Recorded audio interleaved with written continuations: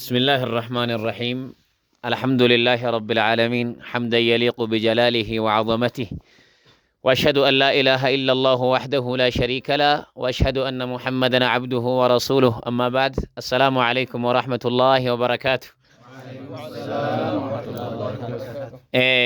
خبجما هتي شايا ذل الوحدة أستاذ أبو عبد الله الجمي أكسما أمير خينيا سدفا أستاذ خينيا أستاذ أبو صلاح الدين ابن غالي keessummoota guyyaa har'aa nu biratti argamtan marti keessanuu jalqabarratti baga nagaan sirna eebba markada burqaa ilmii kan ustaad Abu Hudhayfaadhaan durfamu irratti baga nagaan dhuftan isiniin jechuu jenna.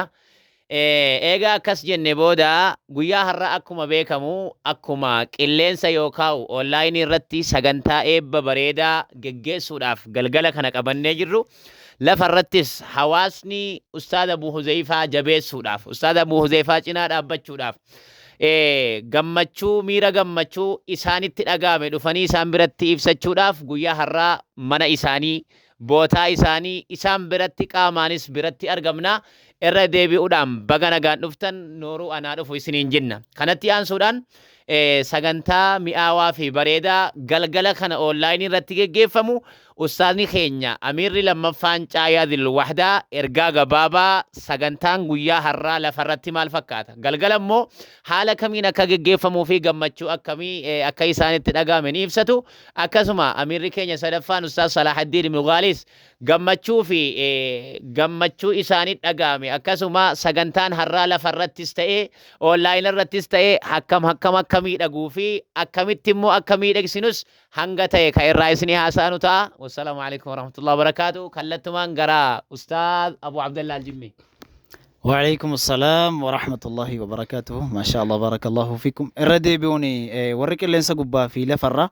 السلام عليكم ورحمة الله وبركاته. إسنين جنة ما شاء الله.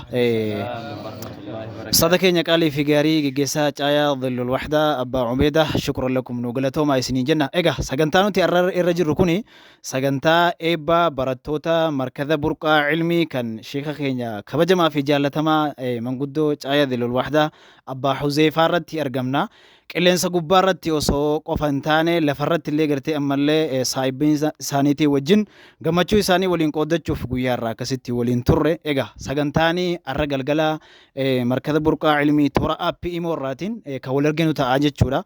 Sagantaanii markaza burqaa ilmii hunduma keenyaafuu gartee ammallee haala miidhagaa fi mi'aawaa das jedhuun itti fufeeti jira. Har'a guyyaa irraa eegalee egaa qophiidhaan gammachuudhaan hundi keenya iyyuu eeggachuu jirra. Isinillee gartee ammallee warri qilleensa gubbaa warri gartee ammallee jechuudha Caayaa Dhil Wahdaatii fi gheeriin Caayaa Dhil Wahdaa qophoofnee isin eegaa jirra isiniin jenna. Baarakallahu fiikum. Akkasuma amiira keenya sadaffaa fi Ustaaz Salaahaddin qaalii fi gaarii asumaan inshaallah burqaa ilmi waan isaan jedhan walumaan dhaggeeffanna. السلام عليكم ورحمة الله وبركاته. إسنين جدا دران درسي كبجمتوتا أستاذوتا كي يكنين ستي وجن أرقمنو كاكا أستاذة كي نقالي في غاري جيسا قمتاز للوهدة كسما اتهانا أميرة لما فا مجموعة للوهدة akkasuma barsiisaa fi hoogganaa markaza burqaa ilmii ustaaz Abu Hudhayfaa kan guyyaa har'aa sababa eebba isaaniitiif asitti walitti argamnu lafarratti illee gammachuu isaanitti dhagahame yookaan immoo gammachuu isaanii wajjin qooddachuu qabna jennee guyyaa har'aa asitti isaanii wajjin argamna. Akkasuma isinillee warri viidiyoon kun isin bira gahe qilleensa irratti toora onlaayinii imootiin akka guyyaa har'aa sagantaa kana nu wajjin bareechitanuu kabajaaf jaalalaan isin gaafanna.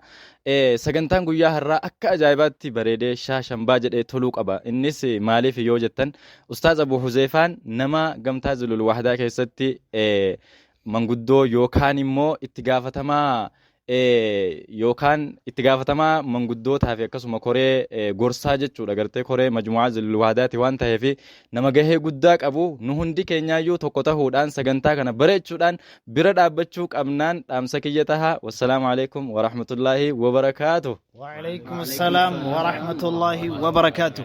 قلقلة ساعة كويرتي مركزة برقع علمي الرد. الله أكبر تكبير الله أكبر الله أكبر دعوتك إنك بجموف جالتمو كنين بك غرغر رسغنتا كين يهردفا ساكن جيسن akkuma beekamu qophii fi sagantaa irra jirru ustaazotii keenya qaqqaalee fi amiirotii keenya irraa akkuma dhageessanii kaataniin egaa sagantaa interview واهلا أستاذ أبو حذيفة نما أستاذ أبو حذيفة ججبيس سودان وتبودان برد أبد سودان همهم نسانيتين يادان استئي أديمسان استئي أونلايني في أونلاين ديرتي أكان جبيس سودان guyyaa har'aa gaafa gammachuu ustaad Abu Hudhayfaa argan maaltu isaanitti dhaga'ama ustaad Abdul Waduudii wajjin turtii gaarii Allahu akbar Allahu akbar Allahu akbar ma sha Allah السلام عليكم ورحمة الله وبركاته. وعليكم السلام ورحمة الله وبركاته.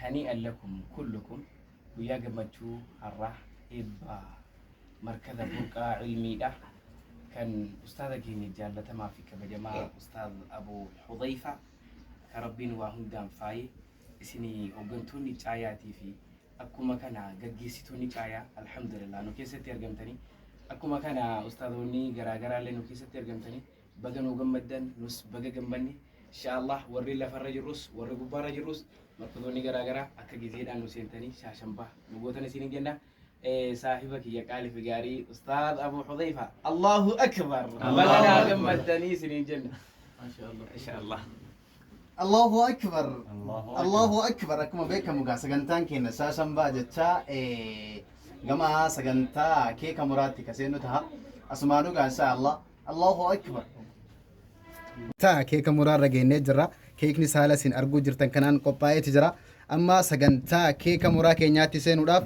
taaka lama sadi Allahu akbar Allahu akbar Allahu akbar Allahu akbar keekni muraan keenya gaa kun haala kanaan بسم الله haala kanaan miidhageeti kan muramaa jiru ta'a أبو حذيفة Allahu مركز akbar برقة علمي Allahu akbar Allahu akbar sagantaan keeka muraa ustaad Abu Hudhayfaa kana fakkaata insha Allahu ta'ala gamanumaanuu isinis warri ala teessanii fuullee teessanii nu ilaaluu jirtanus gammachuu keessan koomentiidhaaf laayikiidhaan akka ibsattanu ergaa kabajaa ka isinii dabarsinu ta'a wassalaamu alaikum warahmatullahi wabarakaatuhu Alaykum salaam warahmatullahi wabarakatuh qaamsa dabalata galgala kana sagantaan keenya bifa hawwaa fi bareedaadhaan galgala waan eegaluuf hundi keessanuu affeeramtanii jirtu akka irraa nu nafne wassalaamu alaikum warahmatullahi wabarakatuh amma keeka nyaachuu deemna yookaan na jalaa dhuma gama keekaa deemina